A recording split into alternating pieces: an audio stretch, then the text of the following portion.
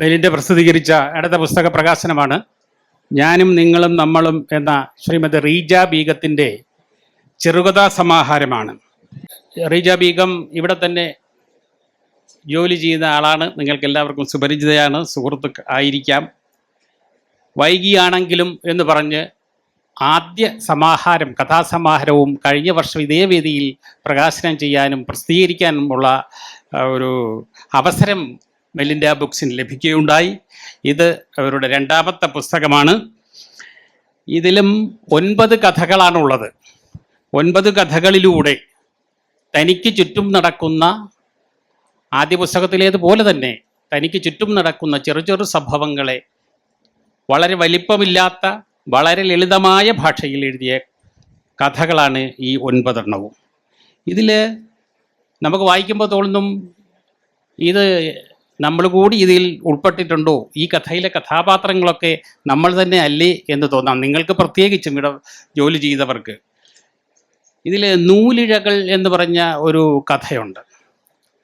ഒരു ഓഫീസിൽ നടക്കുന്ന ഒരു പ്രണയത്തിൻ്റെ കഥയാണെങ്കിലും അതിൽ ഈ മതബോധം, അധമമായ ബോധം എങ്ങനെയാണ് ഇപ്പോഴത്തെ തലമുറയിൽ കടന്നു വരുന്നത്, ഓരോരുത്തരിലും എങ്ങനെയാണ് അത് പ്രശ്നങ്ങൾ ഉണ്ടാക്കുന്നത്, മറ്റുള്ളവരെ എങ്ങനെയാണ് അത് വേട്ടയാടുന്നത് എന്നൊക്കെ ആ കഥയിൽ അവർ നന്നായി പറഞ്ഞിരിക്കുന്നു.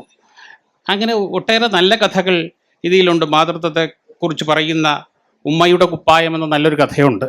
ഞാൻ അതിനെക്കുറിച്ച് ദീർഘമായിട്ട് ഞാനല്ല പറയേണ്ടത്.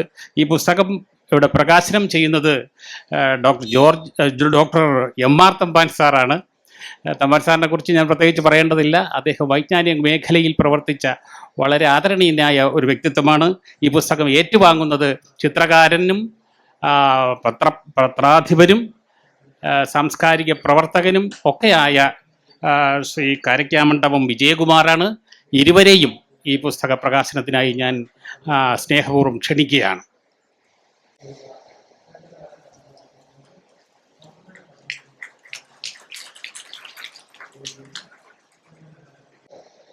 ഡോക്ടർ എം.ആർ. തമ്പാൻ സാറിനെ ക്ഷണിക്കുന്നു. ശ്രീ ജയരാജ് എം.എൽ.എ. ഉൾപ്പെടെ വേദിയിലെയും സദസ്സിലെയും എത്രയും ബഹുമാന്യരെ, ഇത് നിയമസഭാ സെക്രട്ടേറിയറ്റിൻ്റെ ഒരു പുസ്തകോത്സവമായി കണക്കാക്കാം. കാരണം നേരത്തെ പ്രകാശനം ചെയ്ത ആത്മകഥ അത് വൈക്കം ശിവദാസ്, അദ്ദേഹത്തിൻ്റെ മകള് നിയമസഭാ സെക്രട്ടേറിയറ്റിലെ ഉദ്യോഗസ്ഥയാണ്. എന്നാൽ ഞാനും നിങ്ങളും നമ്മളും എന്ന റീജ ബീഗത്തിൻ്റെ കൃതി അതാണ് ഇപ്പോൾ പ്രകാശനം ചെയ്ത് കഴിഞ്ഞത്. റീജ ബീഗവും നിയമസഭാ സെക്രട്ടേറിയറ്റിലെ സെക്ഷൻ സൂപ്രണ്ടാണ്. ചെറുകഥ സമാഹാരമാണിത്. ചെറുകഥയിൽ നമ്മൾ മലയാള ഭാഷ വളരെ സമ്പന്നമാണ്. കാരണം നമ്മളുടെ പഞ്ചതന്ത്ര കഥകൾ തൊട്ട് കഥാസരിസാഗരം തൊട്ട് മുത്തശ്ശി കഥകൾ തൊട്ട് മഹത്തായ ഒരു പാരമ്പര്യം നമുക്കുണ്ട്. ഇന്ന് ഈ ബീഗത്തിൻ്റെ കഥയിലേക്ക് വരെ നമ്മുടെ ചെറുകഥ വളർന്നത്, അതായത് ഏറ്റവും വലിയ സർഗാത്മക സാഹിത്യത്തിലെ ഏറ്റവും വലിയ ജനകീയ രൂപമാണ് ചെറുകഥകൾ. അതിന്ന് വളർന്നത് പ്രസ്ഥാനങ്ങളിലൂടെയാണ്. ആദ്യം ഫ്യൂഡൽ പ്രസ്ഥാനത്തിൻ്റെ കഥകളൊക്കെ ആയിരുന്നുവെങ്കിൽ പിന്നീട് റിയലിസത്തിൻ്റെ വരവോടുകൂടി, തകഴിയുടെ, ദേവിൻ്റെ, ബഷീറിൻ്റെയൊക്കെ വരവോടുകൂടി തോട്ടിപ്പണിക്കാരനും അതുപോലെ ഋഷാക്കാരനുമൊക്കെ കഥാപാത്രങ്ങളാകുന്ന രീതിയിലേക്ക് വളർന്നു. പിന്നെ ആധുനികതയായി, ഉത്തരാധുനികതയായി, ഇന്ന് സത്യാനന്തര കാലമായി. അതിൻ്റെ വിശദാംശങ്ങളിലേക്കൊന്നും ഞാൻ കിടക്കുന്നില്ല. പക്ഷേ ചെറുകഥയെക്കുറിച്ച് ഇന്ന് നിരൂപകന്മാർ പറയുന്നത് ചെറുകഥ അത് സൗന്ദര്യാത്മക മാത്രമായ പോരാ, മറിച്ച് അത് മാനവികത കൂടി ആകണം. അതിൻ്റെ ഏറ്റവും നല്ല തെളിവാണ് ഈ റീജ ബീഗത്തിൻ്റെ ഈ 9 കഥകളും. കാരണം അതെല്ലാം മാനവികതയിലേക്ക് ഊന്നി നിൽക്കുന്ന കഥകളാണ്. മറ്റൊരു സവിശേഷത ഞാൻ ശ്രദ്ധിച്ചത്, ഇന്നത്തെ ചെറുകഥകളെല്ലാം ശകലം നീണ്ടതാണ്. കാരണം നോവല്ല രൂപത്തിലേക്ക് വരെ നീണ്ടുപോകുന്ന നീണ്ട കഥകളാണ്. പക്ഷെ അതിൽ നിന്നെല്ലാം ഒന്ന് മാറി ഏതാണ്ട് മിനി കഥകളാണ് ബീഗത്തിൻ്റെ കഥകളെല്ലാം. ഷൂമേക്കർ പറഞ്ഞതുപോലെ ചെറുതാണ് സുന്ദരം എന്ന് പറഞ്ഞതുപോലെ ഇന്നൊരു മത്സരാധിഷ്ഠിത ലോകത്താണ് നമ്മൾ ജീവിക്കുന്നത്. നമുക്ക് ഒന്നിനും സമയമില്ലാത്ത കാലം. ബൃഹത് ഗ്രന്ഥങ്ങളൊക്കെ വാങ്ങിയാലും വീടിനതൊരു അലങ്കാരമാകുന്നതല്ല കൊണ്ട് അത് വായിക്കാൻ നമുക്ക് സമയമില്ല. പക്ഷേ ഈ മിനി കഥകൾ ഏതാനും മിനിറ്റുകൾ കൊണ്ട് തന്നെ, ഞാനും ഇന്ന് രാവിലെ തന്നെ പെട്ടെന്ന് എനിക്കത് വായിച്ച് തീർക്കാൻ എനിക്ക് കഴിഞ്ഞിട്ടുണ്ട്. അത് ചെറിയ കഥകളാണ്. പക്ഷേ ഈ വലിയ കഥകൾ വാചാലമായി എഴുതുന്നത് എളുപ്പമാണ്. എഴുത്തുകാർക്കറിയാം ചെറിയ കഥകൾ എഴുതുന്നത് വളരെ പ്രയാസമാണ്. കാരണം അത് ഈ കാച്ചി കുറുക്കി എഴുതേണ്ടി വരും. നമ്മുടെ വൈക്കം മുഹമ്മദ് ബഷീർ അദ്ദേഹത്തിൻ്റെ ബാല്യകാല സഖിയെക്കുറിച്ച് അദ്ദേഹം എഴുതിയിട്ടുണ്ട്. അത് ആദ്യം എഴുതിയപ്പം 500-ൽ പരം പേജുണ്ടായിരുന്നു. അത് ഏതാണ്ട് 50-60 തവണ വായിച്ച് എഴുതി വെട്ടി ചുരുക്കിയാണ് എൻ്റെ ആവർത്തനം നടത്തിയാണ് അത് അദ്ദേഹം 100 പേജിനകത്തൊക്കെ. അതുകൊണ്ട് മിനി കഥകൾ എന്ന് പറഞ്ഞാൽ അത് നിസ്സാരമായി എളുപ്പത്തിൽ എഴുതാവുന്ന കഥകൾ അല്ല. അത് വളരെ ചിന്തിച്ച് ശ്രമിച്ച് വെട്ടിയും ചുരുക്കിയും ആവർത്തിച്ചും ഒക്കെ എഴുതേണ്ടുന്ന ഒരിതാണ്. അല്ല, മിനി കഥകളാണെന്നുള്ളൊരു സവിശേഷത കൂടി ഇതിനകത്തുണ്ട്. പിന്നെ അനുഭവങ്ങളെക്കുറിച്ച് നിരൂപകർ പറയുന്നത് ഇന്നലകളുടെ കഥാകാരന്മാർക്ക് ടി പത്മനാഭനായാലും, അതായത് ചെറുകഥയെ മാത്രം പ്രണയിക്കുന്ന ടി പത്മനാഭനായാലും തകഴിയും ദൈവം, അവർക്കൊക്കെ ജീവിത അനുഭവങ്ങളുണ്ടായിരുന്നു. ഇന്നത്തെ കഥാകൃത്തുകൾക്ക് ജീവിത അനുഭവങ്ങളില്ല എന്ന ഒരു ആക്ഷേപമുണ്ട്. പക്ഷേ ഇവിടെ ഏത് വായിച്ചാൽ അറിയാം, എല്ലാം ജീവിത അനുഭവങ്ങളിൽ നിന്നെടുത്താണ്. ആ അനുഭവങ്ങളിൽ നിന്നോട് ഭാവനയും കൂടെ ചേർത്ത് ഓർമ്മകളിലൂടെ ആവിഷ്കരിക്കുന്നതാണ്. ആദ്യത്തെ കഥ തന്നെ ഉമ്മയുടെ കുപ്പായം എന്ന കഥയാണ്. അത് 70 വയസ്സുള്ള ഒരാൾ, അദ്ദേഹം വിഗത്തിനോട് എനിക്ക് പറയാനുള്ളത്, എനിക്ക് 70 കഴിഞ്ഞ് 80 ആയതുകൊണ്ട് പറയാണ്, ഇപ്പോഴത്തെ പുരുഷായുസ് 70 അല്ല 80. അപ്പോൾ ഇത് വാർദ്ധക്യ സഹജമായ രോഗത്തിൽ 70 വയസ്സായ ഒരു രോഗി അവിടെ കിടക്കുമ്പോൾ അബോധാവസ്ഥയിൽ അദ്ദേഹം ഇന്നലകളെക്കുറിച്ച് ചിന്തിക്കുന്നു. പക്ഷെ ആ ചിന്ത ചെന്ന് പറ്റുന്നത് ഭാര്യയെക്കുറിച്ചല്ല, മക്കളെക്കുറിച്ചല്ല, ഉമ്മയെക്കുറിച്ചാണ്. ഉമ്മയുടെ കുപ്പായത്തിൻ്റെ തുമ്പത്ത് പിടിച്ചുകൊണ്ട് നടന്നതിനെക്കുറിച്ച്, അവർ സ്കൂളിൽ പോകാത്തതിന് വീട്ടിൽ ഒളിച്ചിരുന്നപ്പോൾ തട്ടിൻ്റെ പുറത്ത് ഭക്ഷണം തന്നതിനെക്കുറിച്ച്, ഉമ്മയുമായി കലഹിച്ചതിനെക്കുറിച്ച്, ഉമ്മ സാന്ത്വനപ്പെടുത്തതിനെക്കുറിച്ച്, അമ്മ എന്ന ഒരു വികാരം, അതിനെക്കുറിച്ചാണ് അതിൽ എഴുതിയിരിക്കുന്നത്. അവസാനം മരിക്കാറാകുമ്പോഴും അദ്ദേഹത്തിൻ്റെ ചിന്ത പോകുന്നത് ഉമ്മയിലെക്കുറിച്ചാണ്. ഉമ്മയുടെ കുപ്പായത്തിനൊരു ഗന്ധമുണ്ട്, ഉമ്മയ്ക്കുള്ളത് പോലെ തന്നെ. ആ മുറിയിലേക്ക് ഉമ്മയുടെ കുപ്പായത്തിൻ്റെ ഗന്ധം കടന്നു വരുന്നു. ആ ഗന്ധം കടന്നു വരുമ്പോൾ നഴ്സ് വന്ന് അദ്ദേഹത്തിൻ്റെ ഉപകരണങ്ങൾ, കൃത്രിമ ശ്വാസോച്ഛ്വാസം നൽകുന്നതിനുള്ള ഉപകരണങ്ങൾ മാറ്റുന്നു. അത് വളരെ ധ്വന്യാത്മകമായി അത് അവതരിപ്പിച്ചിരിക്കുന്നു. കാരണം അദ്ദേഹം മരണപ്പെട്ടു എന്ന് പറയുന്നതിന് പകരം ആ മരിക്കാതിരിക്കാൻ വേണ്ടി വെന്റിലേറ്ററിൽ ഉപയോഗിച്ചിരുന്ന ഉപകരണങ്ങൾ മാറ്റി എന്നുള്ള ആ ശൈലി എനിക്ക് വളരെ ഇഷ്ടപ്പെട്ടു. അതുപോലെ അടുത്ത കഥയിലേക്ക് കടന്നാലും ബലിക്കാക്കയെക്കുറിച്ചുള്ളത് മരണത്തെ കുറിച്ചുള്ള ഒരു അവസ്ഥയാണ്. മരണത്തിലെത്തുന്നില്ല, എന്നാലും ഇന്നലകളെക്കുറിച്ചുള്ള ചിന്തയാണ്, ഓർമ്മകളെക്കുറിച്ചുള്ളതാണ്.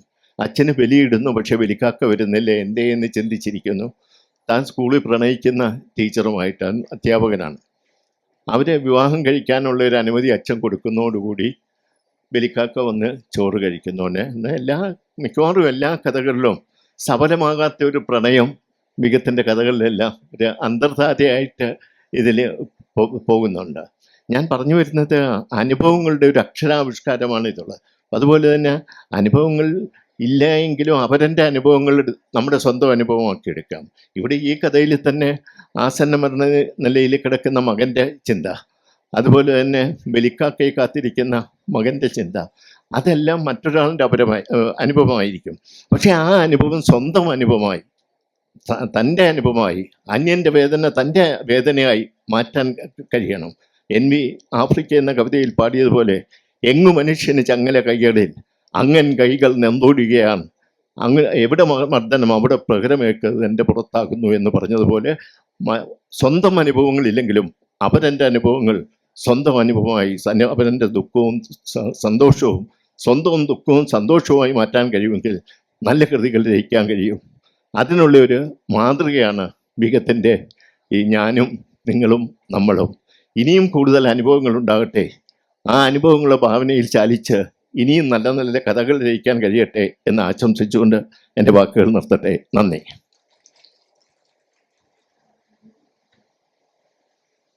പുസ്തകം ഏറ്റുവാങ്ങിയ ശ്രീ കാരക്കാമണ്ഡം വിജയകുമാർ തുടർന്ന് കഥാകൃത്ത് ഉണ്ണികൃഷ്ണൻ കുട്ടയത്തും സംസാരിക്കും. ബഹുമാന്യരെ, പ്രിയപ്പെട്ടവരെ, റീജ ബീഗത്തിൻ്റെ ഞാനും നിങ്ങളും നമ്മളും എന്ന ഈ പുസ്തകം ഒരു പ്രാവശ്യം ഞാൻ വായിച്ചു. മുഴുവൻ കഥകളും ഒറ്റ വായനയിലാണ് നടത്തിയത്. കാരണം ഈ കഥകളിൽ നിറയെ സ്വന്തം ജീവിതാനുഭവങ്ങളാണ് പകർത്തുന്നത്. ഇതിനകത്ത് ആദ്യ പേജിൽ തന്നെ കഥാകൃത്തിൻ്റെ ഒരു വാചകം കടമെടുത്ത് പറയുകയാണെങ്കിൽ, യാത്രകളിൽ നിന്ന് സ്വരൂപിച്ച അല്ലെങ്കിൽ ചിന്തകളിൽ നിന്ന്, യാത്രാ അനുഭവങ്ങളിൽ നിന്ന് സ്വരൂപിച്ച ചിന്തകളിൽ നിന്ന് സ്വാംശീകരിച്ചെടുത്തവയാണ് ഇതിലെ കഥകൾ എന്ന് പറയുന്നുണ്ട്. ആ കഥകളിൽ നമ്മുടെ നിത്യജീവിത മുഹൂർത്തങ്ങളുമായി ഇഴചേർത്തുകൊണ്ടാണ് ഇതിലെ 9 കഥകൾ അവതരിപ്പിച്ചിരിക്കുന്നത്. നേരത്തെ തമ്പാൻ സാർ അത് വളരെ വിശദമായി ഓരോ കഥയെക്കുറിച്ചും സൂചിപ്പിക്കുകയുണ്ടായി. സമയക്കുറവ് കൊണ്ട് അതിലേക്ക് കടക്കുന്നില്ല.